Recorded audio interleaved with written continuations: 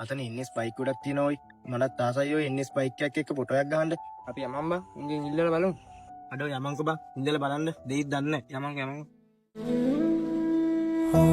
ඒ අයියේ ඔයාලගේ NS bike එකත් එක්ක අපිට ෆොටෝ එකක් ගහගන්න පුළුවන්ද?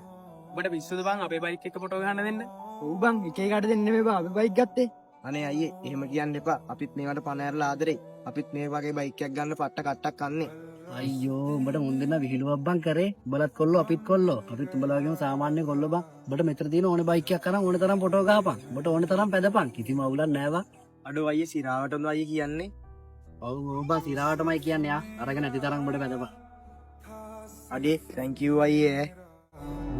තව කොල්ලෙක්ගේ ආසාවක් තේරුම් ගන්න පුළුවන් චරිතයක් දෙයම්මා. කවදාවත් කිසිම කොල්ලෙක්ව අසරණ කරන්න එපා කිසිම තැනකද.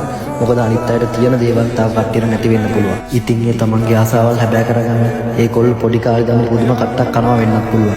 තමන්ගේ ටාගට් වලට යන්න ඉන්න හැම කොල්ලෙක්ටම මං හදවතින්ම සූපදනවා. අද කට්ට කෑවට කමක් නැහැ. හෙට අනිවාර්යෙන්ම උඹට ගේමක් ගන්න පුළුවන්. ඒකින් නම් ටාගට් එක වගේ අරගන්න එපා.